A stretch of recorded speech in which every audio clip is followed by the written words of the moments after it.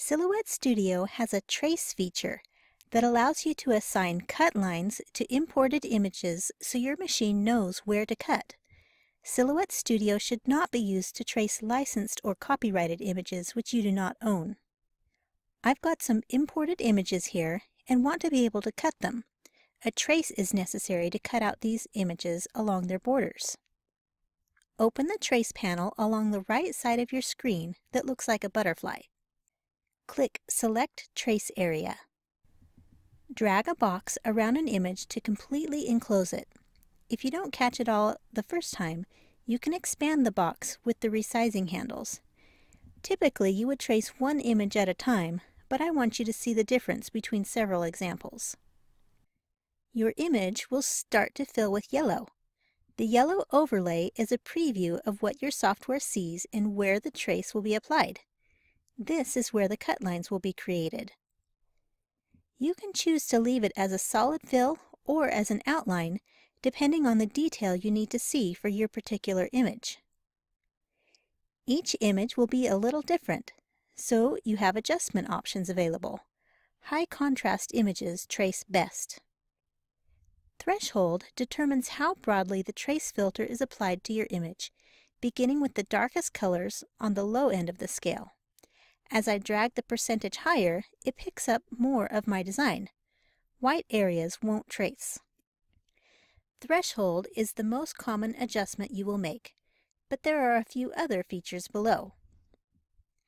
Despeckle threshold helps eliminate noise in the trace. This isn't necessary for all images, but can be helpful if you have extra small spots that you don't want traced.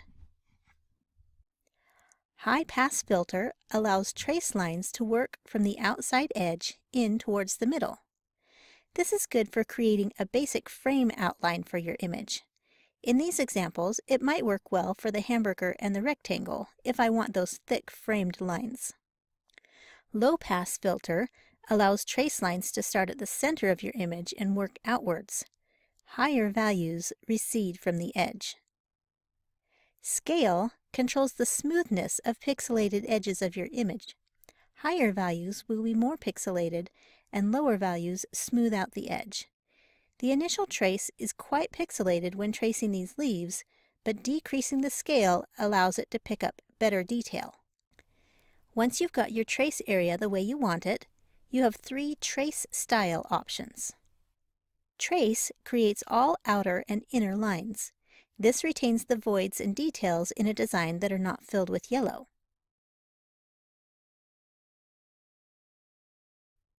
Trace Outer Edge creates a cut line only around the outer edge of your image. This is a good choice if you want to create a print and cut image that isn't filled with holes in the center of the design. Trace and Detach will actually cut out the image from the background.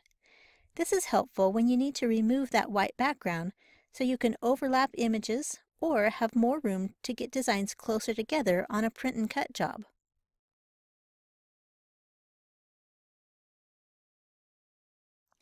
Objects that are traced with Trace and Detach need to have their cut lines turned on in the Send panel. Objects used with Trace or Trace Edge are immediately ready to cut with their cut lines on. As I mentioned, tracing will be different with each image. Not every design can be traced effectively, especially if it has low contrast. If you trace a design that has too many details or otherwise needs to have trace lines separated, you can release Compound Path to separate those cut lines and access individual lines. For additional trace features like Trace by Color and Magnet Trace, you can upgrade to Designer Edition or higher.